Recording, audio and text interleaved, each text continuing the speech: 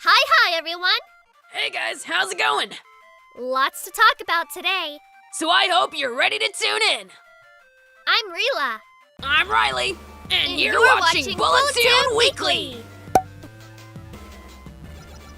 So there's a new Power Rangers trailer floating around. Well, you said you wouldn't be able to make up your mind until you saw a trailer. So what do you think? It looks like less of a disaster than I was anticipating. Still not a fan of the costume, or Rita Repulsa's new design, and it didn't really make me laugh at all. But at least it doesn't look like it's taking itself too seriously. All the early promo art pointed at them trying to make Power Rangers dark and gritty. I can see that. It's about time Hollywood learned that not every superhero has to be Batman. Of course, we could probably thank Marvel for that, in part. Oh, definitely. Geeks rejoice! It looks like Hellboy 3 may not be a pipe dream after all! She's a fan. Could you tell? Del Toro held a Twitter poll not long ago to gauge audience interest in a third Hellboy, with a threshold of 100,000 positive votes. The poll finished at around 115,000. So now Del Toro's arranged a meeting to talk with Ron Perlman and Mike Mignola about it. Well, I guess that's the power of fandom for you. Yeah, well, let's not get carried away here. We're still looking at a chance here. Del Toro even said himself he's not making any promises. Wanna borrow some of my optimism, sis? If I had your optimism, the universe might implode. I'll manage somehow. Suit yourself. And speaking of things that require optimism, DC revealed a first look at the upcoming animated feature inspired by the classic Teen Titans comic, The Judas Contract. What part of that requires you to be optimistic? Well, normally I'd be the first to give DC the point over Marvel on animation, but their animated movies lately, they've sucked. Really? There have been some good ones. Assault on Arkham is a way better Suicide Squad movie than the live-action one we just had to deal with, but other than that... What's wrong with them? They're really adamant about tying into the New 52 universe, which, as I've made very clear by now, was a disaster in almost every way.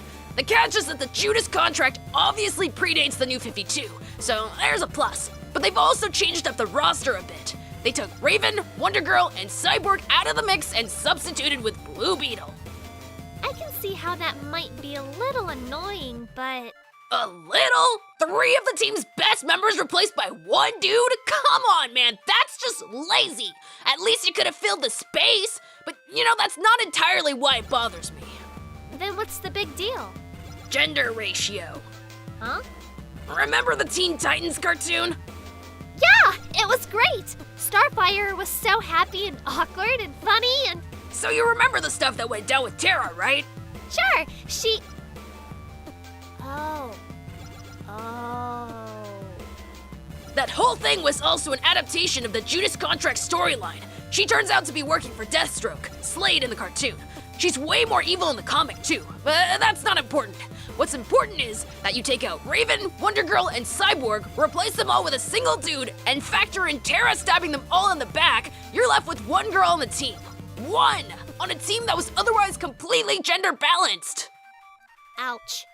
Look, I'm almost certain they didn't even do that on purpose, but at the very least they could have replaced those 3 with another kick-ass female member of the Titans just to even things out.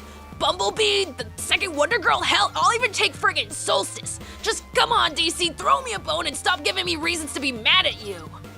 Are you sure this isn't just because Raven's your favorite member? That's part of it. So, over in Comic Land, Marvel recently announced a new ongoing called Black Panther and the Crew. It's gonna be set in Harlem and feature 4 black protagonists. Black Panther, of course, as well as Storm, Luke Cage, and Misty Knight. Apparently, the story's initially gonna be about what happens after an activist dies in police custody. Well, that's... topical. Duh! That's how comics have always survived. They tackle the issues of the day, especially where it concerns Marvel. Spider-Man and everyday life struggles, the X-Men and racism, Iron Man and big business, Captain America and politics, they're not shy about being topical at all. Regardless, the book's probably only using that premise for its initial focus. The overall scheme of the book really is to just have a title with a dominantly black cast, which is totally fine by me. Marvel also announced a new Monsters Unleashed ongoing title by Cullen Bunn. It's apparently gonna follow the adventures of Kid Kaiju teaming up with Elsa Bloodstone, and it's gonna bring giant monsters back into the Marvel Universe to stay! Finally, man! That's something I've been missing from comics. They've been low on the giant monsters lately. It's like they think they're too silly or something. Seems like they're starting to embrace the silliness again. Thank God, too. For a few years there, comics were starting to get depressing as hell. And let's switch over to DC real quick. Looks like Paul Dini's joining the Harley Quinn creative team. Ooh, really? Okay, I'll bite. What do you care? What? I love Harley Quinn! Since when? Since Batman the Animated Series. She was hilarious. Fair enough, but you haven't read a Harley Quinn comic lately, have you? Well, it's... On your list? maybe. Fine. Hey, this is a good thing. What's always annoyed me about the Harley solo titles is that they really seem to miss the point. DINI could probably keep things pointed in the right direction. He did create her after all. Quick story, a new event started in Overwatch. This one's based around the Year of the Rooster. Of course, it comes with some new skins, sprays, and stuff, so pop on by and check it out if you feel like. In more involved gaming news, Nintendo held a Fire Emblem Direct not long ago detailing some of their plans for the franchise. It looks like there's a new game in development for the Switch, which is awesome seeing as there hasn't been a home console Fire Emblem game since 2007. It's gonna be called Fire Emblem Warriors and be a spin-off sort of in the Hyrule Warriors style. But that isn't all. There's also a new Fire Emblem coming to the 3DS. It's called Fire Emblem Echoes, and it's going to feature 2 leads. Apparently, it's actually a remake of 1992's Fire Emblem Gaiden. Looking forward to it. I'm sure Riley's especially looking forward to Warriors. I'm sorry, and what's that supposed to mean? Well, I'm sure it suits you better than a normal Fire Emblem game like Echoes. Less strategy, more hitting. So we're implying I can't do strategy, is that it? I'm not the one who got her entire army killed on hard mode. I didn't! I had my entire plan mapped out and... Come on now, Riley. No plan ever survives contact with the enemy. You have to adapt. The stupid computer kept cheating me, alright? I would have been totally... Ada. And now you're reduced to excuses. How sad. If you want help with strategy games, I'd be happy to teach you. We'll start with the basics. I'll go get the tic-tac-toe board. Then, if you do a good job, we'll move you up to checkers. Oh, that's just cold. One more short story. A couple of special editions were announced for Injustice 2. Really? Before the game's even out? Yes, which leads me to finding this whole thing at least a little on the annoying side. Because it means at least some of the content they're offering is already on the damn disc. But whatever. There's gonna be a deluxe edition which comes with 3 DLC fighters, a premiere skin for Supergirl, and a Defender shader pack, whatever the hell that is. Anyway, that's at a $79 price point. Then, at a $99 price point is the Ultimate Edition, which comes with 9 DLC fighters, a premiere skin for Supergirl, Green Lantern, and The Flash, and both Defender and Destroyer shader packs. You can also pre-order the game to play as Darkseid. And Game Informer's right on one thing. It'd be nice to know what exactly we're paying for. I mean, aside from all the things we probably already own. Friggin' money-hungry greed bags. Japan time! Well, okay, so it's Japan time, but it's not really Japanese. You know what? Never mind. RWBY! We have another RWBY story! Oh, this should be good. So it looks like Volume 4 is ending next week on February 4th. Wow, that time already? And Volume 5 will be picking up in the fall. Wait, say what? Is that weird?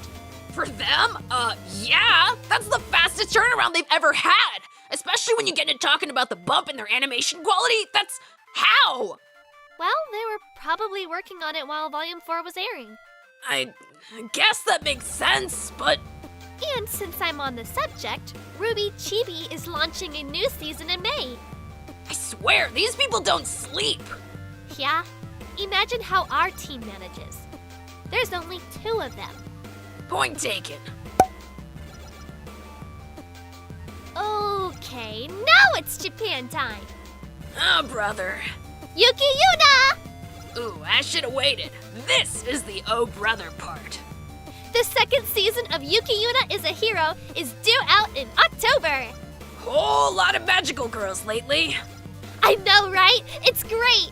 That's one way of putting it. Quick story. Remember that anime film Hirorehime I brought up a few times? Sure. Well, it's set to premiere in Japan on March 18th, but it's also going to premiere in North America the next day. Oh yeah? Yep, it's going to be screening in Japanese with English subtitles in the New York International Children's Film Fest on the 19th. In the same vein, actually, they're also going to screen the East Coast premiere of Your Name on February 25th.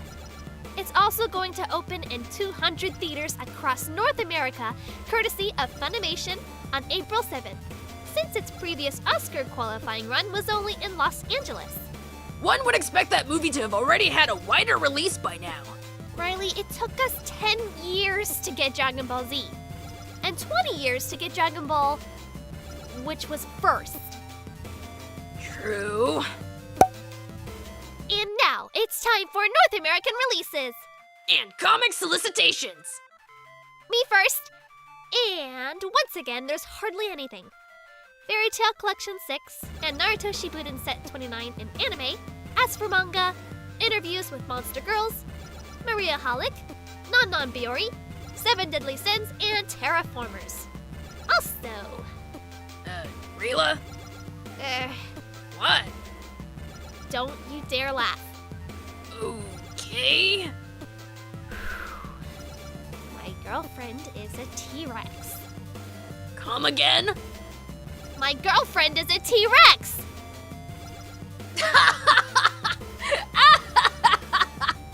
Oh my god! You said you wouldn't laugh! Like hell I won't!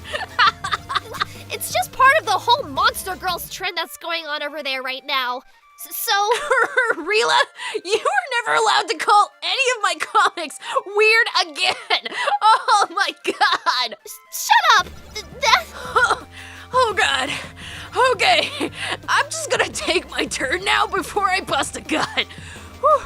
Okay, so Marvel brought us all new X-Men number 17, Amazing Spider-Man number 23, World of Wakanda number 3, Black Widow number 10, Cage number 4, Sam Wilson number 18, Clone Conspiracy number 4, Deadpool and the Mercs for Money number 7, Gamora number 2, Invincible Iron Man number 3, Deadpool the Duck number 2. Evolve. Problem, sis? Oh, just finish your list. Will do, sis. Mighty Captain Marvel number 1, Monsters Unleashed number 1, Hellcat number 14, Spider-Gwen number 16, Squadron Supreme number 15, Star-Lord number 2, Ultimates 2 number 3, Uncanny Inhumans number 18, and Venom number 3. And DC brought us the usual suspects: Aquaman, Batman, Green Arrow, Green Lanterns, and Superman, all number 15, Harley Quinn number 12, Justice League and Nightwing, both number 13, Justice League vs. Suicide Squad number 5, and Trinity number 5. So, you know, less than last time, but still a lot. That's our show, guys. It's still weird. Duh, but so's your junk. Yeah, but that's what makes it so awesome. Exactly, so we gonna close this out or what? Sure. Thanks so much for watching, everyone. If you guys liked what you saw, give that like button a zap. Share with your friends and subscribe by hitting that left button. And don't forget to check out our site by hitting that right button. This has been Bulletoon Weekly. I'm Rila. I'm Riley, and as always, stay tuned!